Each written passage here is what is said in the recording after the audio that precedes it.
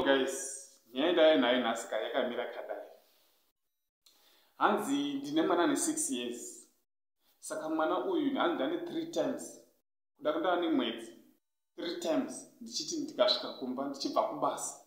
Anotaura kuti daddy ndine secret yenyu. Asi mai vacho vanomuvharira kuti asataura. Saka nyaya nayo pano guys ndiyo iyi. Ndoda kuti munoiona sei nyaya iyi. Wongotiwo uchibva kubasa, wosvika pamba mwana obva akuti handine secret yenyu daddy. Asi mai vanovharira nyaya yachona. Saka zvandichaita ndezvekuti ndichakupai macomments andinawo. Then imi guys mozotaura maonero enyu kuti nyaya munoiona sei. Zvikaitika kwauri unozviona sei. Saka guys ndoda kupinda macomments andinawo.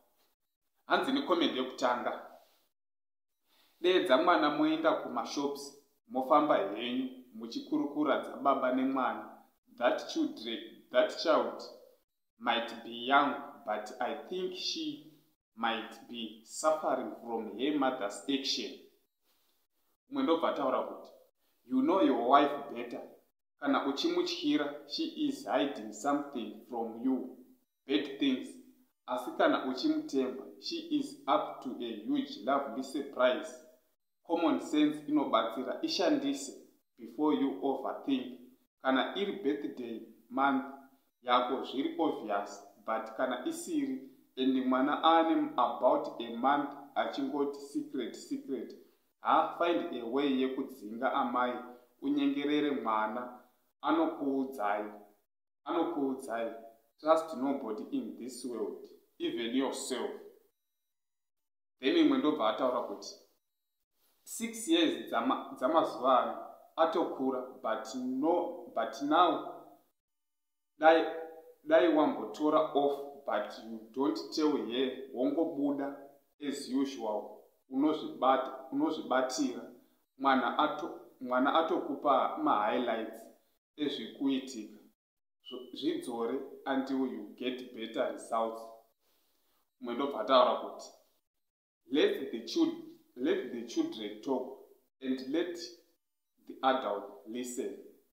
Maybe he or she is being abused by someone. Then mwendobva taura kuti the other thing, you must know how kids behave psychologically. Akaona kana kunzwa chinhu ka1, it's very rare kuti azoda kutaura nezvacho, but zvikaitika repeatedly anotsvaga wekuudza. It could be something chiri very strange kwaari. Umwe ndobva ataura kuti children don't lie. Kana ane zvaari kuona amai vachimuti anyarare, haambonyarare, achazvitaura chete. Plus children don't keep secret. Imwe comment zvikanzi, at the age of 6 years you can easily detect anything wrong, so it means she noticed something from her mother. Try to investigate peacefully.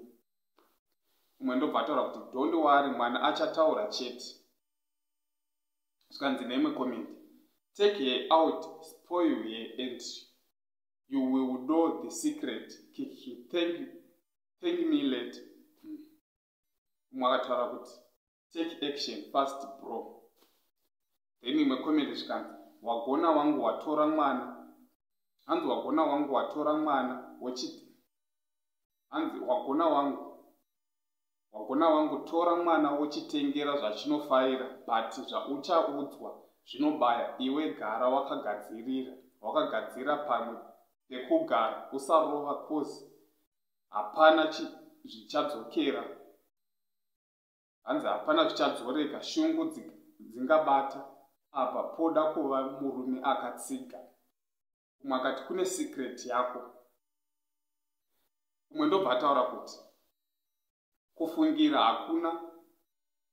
hakuna kunaka, munozoregreta maita zvisizvo. I advise you calm down and try to make time nemwana muri mega, and even they make sure munowana chokwadi chezvamunenge maudzwa. Pamweni kutamba kwemwana zvinogona kudaro. Umwe akataura kuti there is something shy chikuitwa nemukadzi wako. Utore off, then wobuda like you are going to work, then wozodzoka after some hours. Umwe ndobva ataura kuti you reminded me of this other poem back in school. Hanzi munotora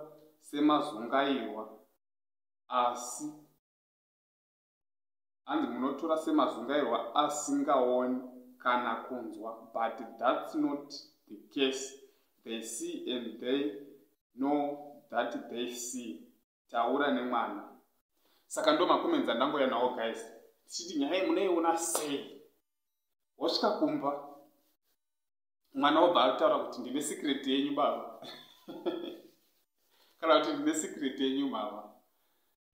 Then mubereki wobva vharira. Munozvionawo sei guys?